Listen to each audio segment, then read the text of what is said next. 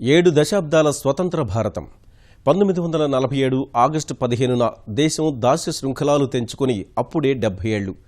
ఈ సందర్భాన్ని ఘనంగా మననం చేసుకునేందుకు కేంద్ర ప్రభుత్వం విస్తృత ఏర్పాట్లు చేస్తోంది. దేశవ్యాప్తంగా జెండా పండుగను వారోత్సవాలుగా నిర్వహించనున్నారు. తద్వారా నేటి తరానికి నాటి పోరాట స్ఫూర్తిని పరిచయం చేయడం, జాతీయతా భావనకు పునరంకితం చేయడమే లక్ష్యంగా ఆజాదీ 70 పేరుతో విస్తృత కార్యక్రమాలు ఏర్పాటు చేయనున్నారు. మరి ఇన్నేళ్ల స్వతంత్ర భారతంలో దేశం ఏం సాధించింది అని తరచు చూసుకుంటే మొదటగా కనిపించేది ఇంతకాలంగా మనల్ని నడిపిస్తోన్న జనస్వామ్యమే. అదే మన ప్రజాస్వామ్యం. పరిణామ క్రమంలో అది అందించిన అద్భుత అనుభవాలు, నేర్పిన గుణపాఠాలు మరో 10 కాలాలకు దిశానిర్దేశం చేస్తూ ఉండడమే అందుకు కారణం.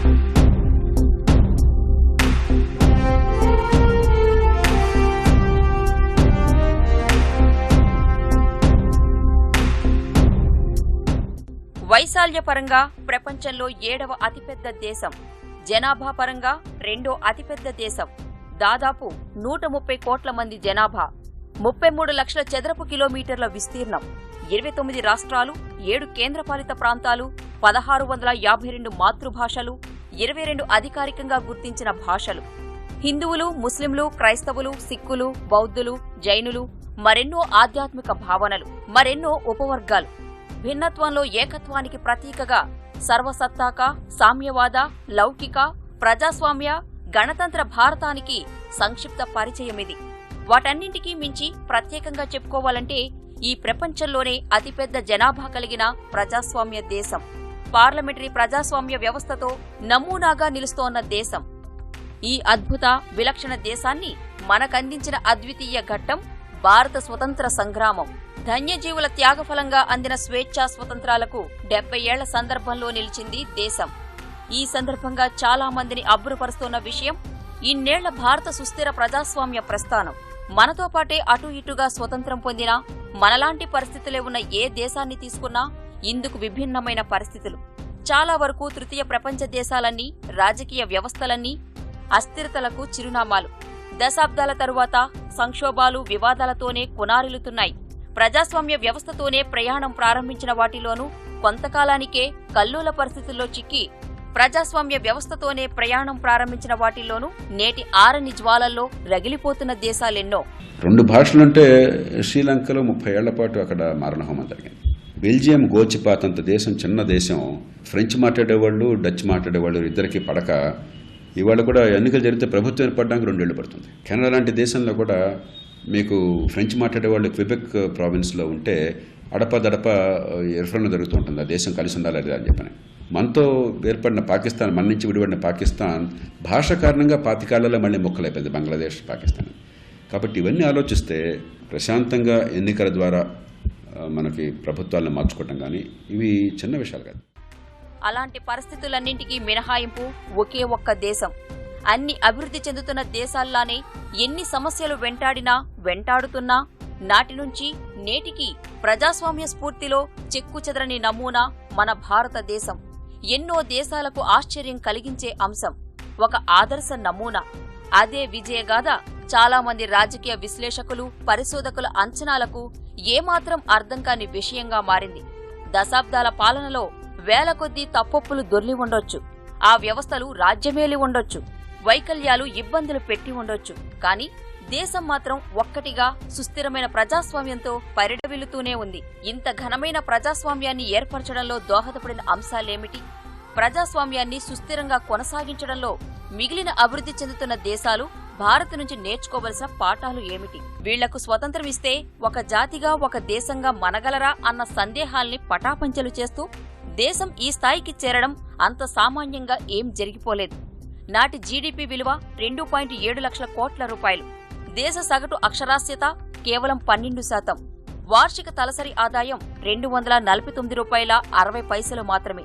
ఎటు చూసినా కటిక పేదరికం, ఆకలిదప్పులు తీర్చడానికే వీలుకాని పరిస్థితులు. ఎటు చూసినా సమస్యలే తప్ప అవకాశాలు కానరాని అగమ్య గోచరం. అసలు అలాంటి పరిస్థితుల్లో నాటి నాయకత్వం ప్రజాస్వామ్యం వైపు మొగ్గు చూపడమే పెద్ద సాహసం. కాని సవాళ్లన్నింటినీ స్వీకరించి అటువైపే మొగ్గు చూపారు. నేడు జనమంతా అనుభవిస్తున్న ప్రజాస్వామ్య ఫలాలకు అలా తొలి బీజం వేశారు. మీకు పోరాటం, స్వాతంత్ర పోరాటమే ఎవరో ఒకరు చేసి ఏదో ఒక వర్గం స్వాతంత్రం సాధించాలని కాకుండా, అది భగత్ సింగే కావచ్చు, అది సుభాష్ చంద్రబోసే కావచ్చు, అది ఆదివాసీల పోరాటాలే కావచ్చు, అది అంబేద్కర్ నాయకత్వంలో అడిగిన ప్రధానమైన ప్రశ్నలే కావచ్చు, లేదా గాంధీ గారి నాయకత్వం కావచ్చు. ఇన్ని భిన్న పాయల్లో స్వాతంత్రోద్యమం జరిగిన తర్వాత మేమొక్కరమే స్వాతంత్రం తెచ్చాము అనే నియంతృత్వంగా పరిపాలించేటువంటి సౌలభ్యం కానీ అవకాశం కానీ కాంగ్రెస్ పార్టీకి లేకుండా పోయింది. మరే దేశంలో ఈ సాహసం చేయాల. అక్షరాస్యత దాదాపు శూన్యం, ఒక్క అంకెలోనే పరిమితమైంది. ఇవాళ కూడా నిజమైన అక్షరాస్యత దేశంలోనే 30-35%. మనం ఏదో లెక్కలు చెప్పుకుంటున్నాం. చదవటం, రాయటం, లెక్కలు తెలియటం, కొంచెం లెక్కలు చేయగలటం, ఇది అక్షరాస్యత అనుకుంటే ఇప్పటికి కూడా మన దేశంలో 30% మించలేదు. నిరుపేద సమాజం. ఇలాంటి పరిస్థితుల్లో వయోజనోటి హక్కు అందరికీ ఇచ్చి ఒక స్వేచ్ఛాయుత సమాజం, ఒక లిఖిత రాజ్యాంగం, ఎన్నికైన ప్రభుత్వం, జవాబుదారీతనం, ఇది అసలు ఊహించడమే అసాధారణమైనది. ఎన్నో పోరాటాల ఫలమైన స్వాతంత్ర్యం కలకాలం నిలిచేలా ఆధునిక భారత నిర్మాతలు ప్రదర్శించిన ముందు చూపు 70 ఏళ్ల ప్రస్థానంలో అడుగడుగునా కనిపిస్తుంది. అందులో ప్రధానమైనది రాజ్యాంగం. ఇవాళ ప్రజలంతా అనుభవిస్తోన్న వాక్, భావ, సభ స్వాతంత్ర్యాలు, సంఘంగా ఏర్పడే హక్కు, ఎక్కడికైనా వెళ్లే స్వాతంత్ర్యం, జీవించే హక్కు, చట్టం ముందు అంతా సమానమనే హక్కు, విద్యా ఉద్యోగాల్లో సమాన అవకాశాలు సహా అన్నింటా అదే దూరదృష్టి కనిపిస్తోంది. హక్కుల పరిరక్షణకు 32,226 అధికరణలతో వచ్చిన న్యాయ సమీక్ష రాజ్యాంగానికి హృదయం, ఆత్మగా మారింది. 17వ అధికరణం ద్వారా అంటరానితనం రద్దయింది. పీడిత, తాడిత వర్గాలకు న్యాయం చేయడానికి రిజర్వేషన్లు తీసుకువచ్చారు. అలా రాజ్యాంగానికి తిరుగులేని అధికారాలు, సైనిక శక్తిని కార్యనిర్వాహక వర్గం కిందకు తీసుకుని రావడం, స్వేచ్ఛాయుత పారదర్శక ఎన్నికల విధానం వంటి ఎన్నో జాగ్రత్తలు ప్రాథమిక దశలో భారత ప్రజాస్వామ్య సౌధానికి పునాదులు వేశాయి. అదే స్థాయిలో పనిచేసిన ప్రసార మాధ్యమాలు, సంక్షోభాల నుంచి తలెత్తిన కొత్త నాయకత్వాలు ఎప్పటికప్పుడు వ్యవస్థలు గాడి తప్పకుండా కాపుకాస్తూ వచ్చాయి. ఇప్పటికీ ఎవరికి ఎన్ని అసంతృప్తులు, అనుమానాలు ఉన్నా ప్రపంచంలో ఇంతకంటే గొప్ప ప్రజాస్వామ్య దేశాన్ని చూపించమంటే ఎవరూ టక్కున సమాధానం చెప్పలేరు. ఎందుకంటే ప్రపంచం మొత్తాన్ని అంతగా అబ్బురపరుస్తూ వస్తోంది భారత ప్రజాస్వామ్య పరిణామ క్రమం. అతి తక్కువ కడు పేదరిక పరిస్థితుల నుంచి ప్రజాస్వామ్యంలో ఈ స్థాయి స్థిరత్వం, పరిణతి సాధించడం సామాన్యమైన విషయం కాదు. ఇన్నేళ్ల ప్రగతి, సంస్కరణలు, రూపాంతరం తర్వాత కూడా తలసరి ఆదాయం లెక్కల్లో, ప్రపంచ బ్యాంకు లెక్కల్లో అంతర్జాతీయంగా మనది 123వ స్థానం. కేంద్ర ప్రభుత్వ లెక్కల ప్రకారం 2015-16లో భారతీయుల వార్షిక తలసరి ఆదాయం 93,293 రూపాయలు. అంతకు ముందు సంవత్సరం 86,879 రూపాయలు మాత్రమే. అయినా దేశ ప్రజాస్వామ్య రథం మాత్రం ఎలాంటి ఒడిదుడుకులు లేకుండా సాగిపోతూనే ఉండడం ప్రపంచం ఆశ్చర్యపోవడానికి అసలు కారణం. ఇదే అనుభవం ప్రజాస్వామ్యం అంటే అధిక ఆదాయ దేశాలకే అన్న సంప్రదాయ సిద్ధాంతాల్ని పునర్నిర్వచించుకునేలా చేసింది. ఎందుకంటే ప్రపంచంలో ఈ స్థాయిలో ఉన్న ఏ దేశంలోనూ ఇంతకాలం ప్రజాస్వామ్యం మనగలిగింది లేదు. అది అనేక వైరుధ్యాల మధ్య. భిన్న పార్శ్వాలున్న సమాజంలో సోదరభావం ఉండదని, అది ప్రజాస్వామ్యానికి పనికిరాదని స్టువార్ట్ మిల్ వంటి వారి సిద్ధాంతాలు తప్పని నిరూపించింది మన ప్రజాస్వామ్యం ఒక్కటే. అలా అని ఈ 70 ఏళ్ల ప్రయాణం పూలబాటలా సాగిపోలేదు. అనేక సందర్భాల్లో వేర్పాటువాద ఉద్యమాలు ఉనికిని చాటుకుంటూనే వచ్చాయి, వస్తున్నాయి. అయినా ప్రజాస్వామ్య దేశ స్ఫూర్తికి విఘాతం కలగకుండా నిలవడము అందర్నీ ఆశ్చర్యపరిచే మరో అంశం. పూడ్చలేని ఆర్థిక అసమానతలు, సామాజిక, లింగపరమైన అంతరాల మధ్య కూడా ఈ పురోగతి సాధన మరే దేశానికి సాధ్యం కాని విషయం. వాస్తవానికి ప్రజాస్వామ్య వ్యవస్థని చుక్కానిగా నడిపేదే రాజకీయ సమానత్వం. అలాంటి చోట తీవ్రమైన అంతరాలున్న దేశంలో ప్రజాస్వామ్యం ఎలా కొనసాగుతూ వచ్చింది అంటే ఖచ్చితంగా చెప్పుకోవలసింది సార్వత్రిక ఓటింగ్ హక్కు వంటి వ్యవస్థాగత ఏర్పాట్ల గురించే. దేశంలో అందరికీ ఓటింగ్ హక్కు కల్పించిన ఇదే వ్యవస్థ వారి విద్య, ఆరోగ్యం మౌలిక రంగాల్లో సాధించింది చాలా కొంచెమే. ఈ క్రమంలో సార్వత్రిక ఓటింగ్, స్వేచ్ఛాయుత వాతావరణంలో పారదర్శక ఎన్నికల విధానం గురించి ప్రత్యేకంగా చెప్పుకోవాలి. రాజ్యాంగం అమల్లోకి వచ్చిన తరువాత జరిగిన తొలి ఎన్నికల ఫలితాలతో కొలువుతీరిన 1వ లోక్సభ మొదలు నేటి 16వ సభ వరకు ప్రజా ప్రాతినిధ్య ప్రభుత్వాలు నిరంతరాయంగా కొనసాగుతున్నాయి. ఎన్ని వైరుధ్యాలు ఉన్నా ప్రజాస్వామ్య పార్లమెంటరీ విధానంపై చెక్కుచెదరని నమ్మకానికి అదే తిరుగులేని ఉదాహరణ.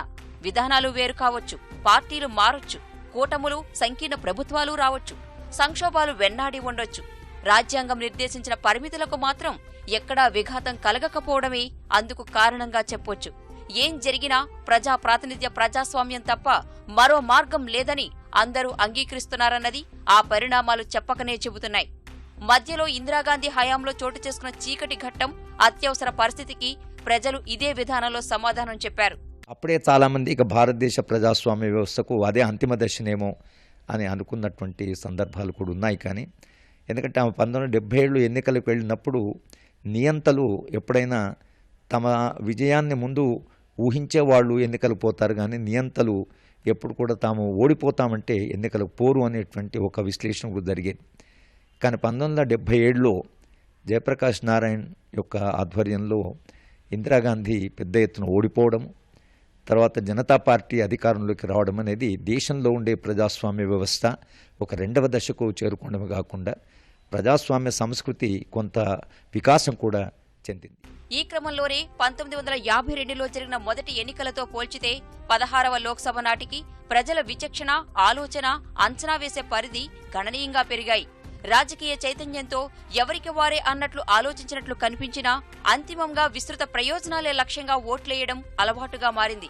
అదే విషయం అర్థం చేసుకున్న రాజకీయ పక్షాలు మిగిలిన అజెండాలు పక్కన పెట్టి అభివృద్ధి, సుపరిపాలన నినాదాలు తీసుకోవడం ప్రారంభించాయి. అలా కాని పార్టీల్ని ప్రజలే పక్కన పెడుతూ వచ్చారు. జరిగిన ప్రతి ఎన్నికల్లో బయటపడిన వ్యవస్థల్లో లోపాలు తర్వాతి కాలానికి దిద్దుబాట పట్టేలా సంస్కరణలకు అవకాశం కల్పించాయి. ప్రజా ప్రాతినిధ్య చట్టానికి సవరణలు, ఎన్నికల సంఘం సంస్కరణలకు ఈ విషయంలో ఎంతో పురోగతిని సాధించారు. ఓటర్ల సంఖ్య కోట్లలో పెరుగుతూ వచ్చింది. 1952లో కేవలం 17.3 కోట్లుగా ఉన్న ఓటర్ల సంఖ్య ఇప్పుడు దాదాపు 80 కోట్లు దాటింది. ఎన్నికల్లో మహిళల ప్రాతినిధ్యమూ గణనీయంగా పెరిగింది. ఓటు వేసిన వారిలో 1950లో 30 నుండి 40% మధ్యనే ఉన్న మహిళల సంఖ్య 1990ల నాటికి 60% దాటింది. స్థానిక సంస్థల్లో 33% రిజర్వేషన్లు కల్పించిన 73-74 రాజ్యాంగ సవరణలతో నాయకత్వ పరంగానూ వారికి అవకాశం చిక్కింది. అదేవిధంగా చట్టసభల్లో రిజర్వేషన్లకు ఉద్దేశించిన మహిళా రిజర్వేషన్ల బిల్లు మాత్రం ఇంకా పార్లమెంటు గడప దాటలేదు. బలహీన వర్గాల ప్రాతినిధ్యం కోసం నిర్దేశించిన రిజర్వ్డ్ నియోజకవర్గాలతో దళితులు, బహుజనులకు భరోసా లభించింది. వారి గళం వినిపించే అవకాశం దక్కింది. 543 స్థానాలున్న లోక్సభనే తీసుకుంటే 423 స్థానాలు జనరల్ కేటగిరీకి పోను, 79 స్థానాలు దళితులకు, 41 స్థానాలు గిరిజనులకు కేటాయించారు. సరిపడినంత బలం లేని వర్గాల నుంచి ప్రాతినిధ్యం కోసం నిర్దేశించిన నామినేషన్ విధానం ద్వారా ఇప్పటి వరకు ప్రతి ఎన్నిక తరువాత ఆంగ్లో ఇండియన్లు రాష్ట్రపతి ద్వారా లోక్సభకు నామినేట్ అవుతూనే ఉన్నారు. అదే సమయంలో బ్యాలెట్ పేపర్ స్థానంలో వచ్చిన ఈవీఎంలు ఎన్నికల నిర్వహణను సులభతరం చేయడం సహా సంస్కరణలను కొత్త ఎత్తులకు తీసుకుని వెళ్లాయి. వ్యయం, సమయం కూడా ఆదా చేస్తున్నాయి. దాదాపు 800కు పైగా గుర్తింపు పొందిన రాజకీయ పార్టీలు, అదే సంఖ్యలో చిన్న చిన్న పార్టీలు ఈ ఎన్నికల ప్రక్రియలో పాలుపంచుకుంటున్నాయి. సంకీర్ణ శకంతో ప్రాంతీయ పార్టీలు జాతీయ స్థాయిలో తమ ఉనికిని చాటుకుంటున్నాయి. విధాన నిర్ణయాలను ప్రభావితం చేస్తున్నాయి. ఈ మొత్తం పరిణామ క్రమం ప్రక్రియలో రాజకీయ పక్షాల్లో అంతర్గత ప్రజాస్వామ్యం నుంచి మొదలుపెడితే ప్రలోభాల పర్వం వరకు లెక్కకు మించిన లోపాలు, తక్షణం సరిదిద్దాల్సిన అవ్యవస్థలు ఉన్నాయి. వాటిని సరిచేసుకుని ముందుకు సాగడానికి మరింత సమయం ఇస్తూ ఒక పరిణతి సాధించిన ప్రజాస్వామ్యం కూడా చెక్కు చెదరకుండా అలానే ఉంది. నిర్ణయం ఇప్పటికీ ఎప్పటికీ ప్రజల చేతుల్లోనే ఉంది.